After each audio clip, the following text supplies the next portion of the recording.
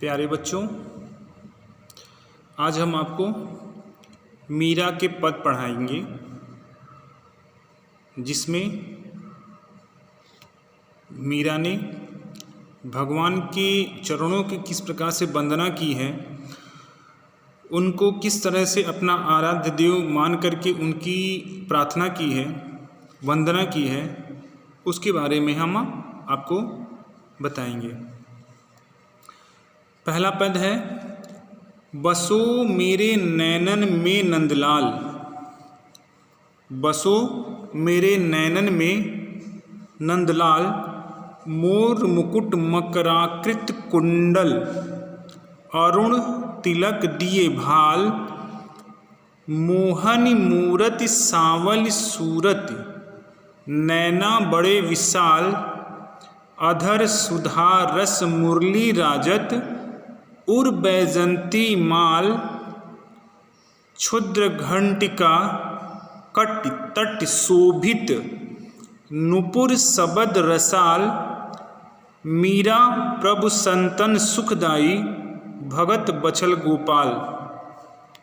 प्यारे बच्चों, ये मीरा के पद हैं। अब हम आपको एक एक लाइन पढ़ते हुए हर लाइन की व्याख्या करेंगे। आप उसे ध्यान से सुनेंगे और उसके पदों की व्याख्या खुद। पहला, बसो मेरे नैनन में नंदलाल। मीराबाई भगवान श्री कृष्ण की आराधना करते हुए, प्रार्थना करते हुए, वंदना करते हुए कहती हैं कि हे नंदलाल, आप मेरी नैनों में बस जाइए। नंदलाल मीन्स नंद के लाल, अर्थात भगवान श्री कृष्ण। मीराबाई भगवान श्री कृष्ण को संबोधित करते हुए कह रही हैं कि हे नंद के लाल अर्थात नंदलाल अर्थात भगवान श्री कृष्ण, आप मेरे नैनों में बस जाइए। मोर मुकुट मकराकृत कुंडल। आगे क्या कहती हैं? कहती हैं मोर मुकुट मकराकृत कुंडल। कहती हैं कि हे भगवान,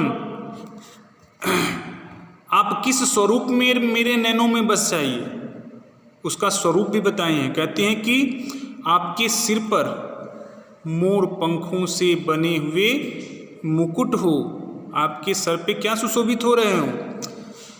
मोर के पंखों का बना हुआ मुकुट सुशोभित हो रहा हो, और कानों में क्या मछली के आकार का कुंडल सुशोभित हो रहा हो।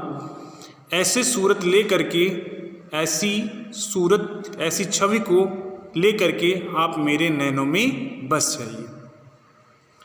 आगे देखेंगे हम, मोहन मूरत सांवल सूरत, नैना बड़े विशाल। आगे क्या कहती हैं? कहती हैं कि आपकी जो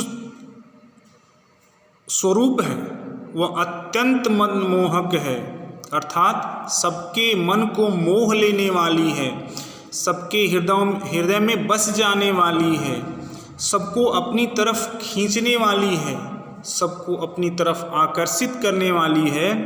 और जो सांवली सूरत है वह भी सबके नैनों में बसने वाली है। और आपके जो मस्तक पे लाल रंग की तिलक है वह तो अत्यंत सुशोभित हो रही है। लोगों के हृदय में बस जाने वाली ऐसी सूरत लेकर के हे प्रभु, आप मेरे नैनों में बस जाइए। मीराबाई आगे कहती हैं कि अधर सुधा रस मुरली राजत, उर बैजंती माल। आगे क्या कहती हैं?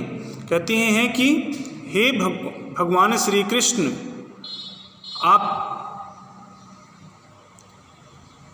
उस स्वरूप को दर्शाते हुए मेरे नैनों में बस जाइए, जिसमें आप अपने होठों पर अमृत की वर्षा करने वाली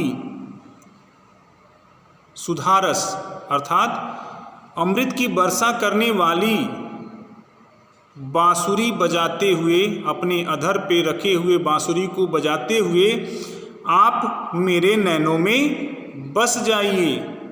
और तो और आप अपने गले में बैजंती का माला धारण किए हुए अपने इस स्वरूप को ले करके आप मेरे नैनों में बस जाइए।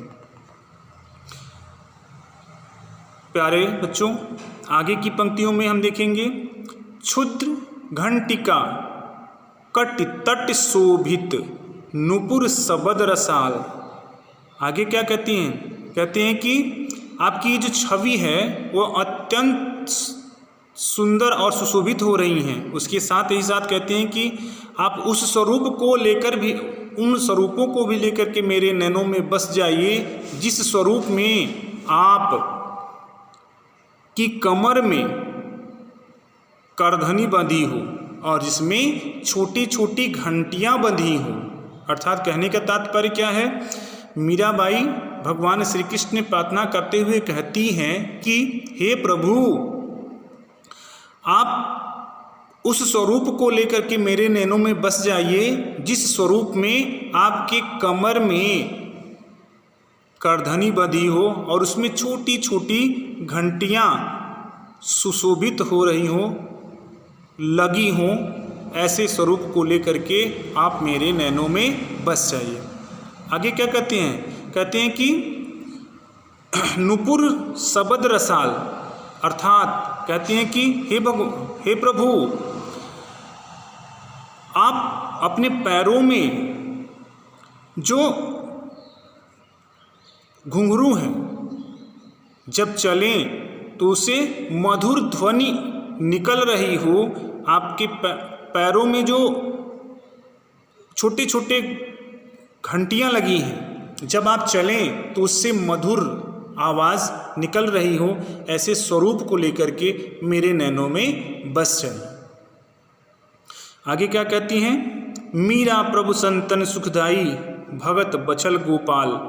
आगे क्या कहती हैं कि हे प्रभु, मीराबाई आगे कहती हैं कि हे प्रभु अर्थात भगवान श्री कृष्ण अर्थात नंद के लाल श्री कृष्ण, आप सज्जनों को, अपने भक्तों को सुख प्रदान करने वाले हैं और अपने भक्तों के हृदय में बस जाने वाले हैं, प्रेम रूपी भाव को पैदा करने वाले हैं। आप ऐसे स्वरूप को लेकर के मेरे हृदय में बस जाइए, मेरे नैनों में बस जाइए। प्यारे बच्चों, ये पहले पद का पूरा व्याख्या है। आपको एक बार और इसको रिपीट कर देते हैं ताकि आपको पूरी तरह से समझ में आ जाए। बसो मेरे नैनन में नंदलाल, मोर मुकुट मकराकर कुंडल, अरुण तिलक दिए भाल, मोहनी मूर्ति सांवली सूरत, नैना बड़े विशाल, अधर सुधा रस मुरली राजत, उर बैजंती माल, क्षुद्र घंटिका कट तट शोभित, नुपुर सबद रसाल, मीरा प्रभु संतन सुखदाई भगत बचल गोपाल। मीराबाई भगवान श्री कृष्ण से प्रार्थना करते हुए कहती हैं कि हे प्रभु, आप मेरे नैनों में बस जाइए। और किस स्वरूप को लेकर के? वो स्वरूप भी बताती हैं कि किस स्वरूप में आप मेरे नैनों में बसिए। कहते हैं कि आपके सर पे मोर के बने हुए मोर मुकुट हों, आपके मस्तक पे तिलक लगे हुए हों, लाल तिलक लगे हुए हों, आपकी जो सूरत हो वो कैसी हो? सांवली हो और सबके मन को मोहित करने वाली हो। और आपके नैन कैसे हों? विशाल हों, बड़े बड़े हों। आपका स्वरूप अर्थात आपके होठों पे अमृत की वर्षा करने वाली बांसुरी सुशोभित हो रही हो और गले में बैजंती माला पहने हुए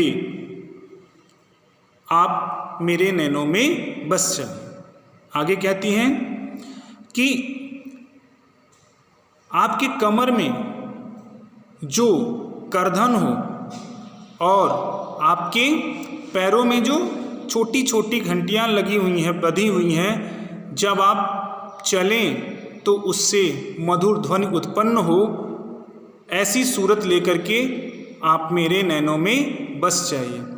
अंत की पंक्तियों में मीराबाई भगवान प्रभु से, भगवान श्री कृष्ण से प्रार्थना करती हैं कि आपका यह स्वरूप भक्तों के हृदय में भक्तों को सुख प्रदान करने वाले हैं, अतः हे भगवान आप ऐसी ही स्वरूप लेकर के मेरे नैनों में बस जाइए, मेरे हृदय में बस जाइए।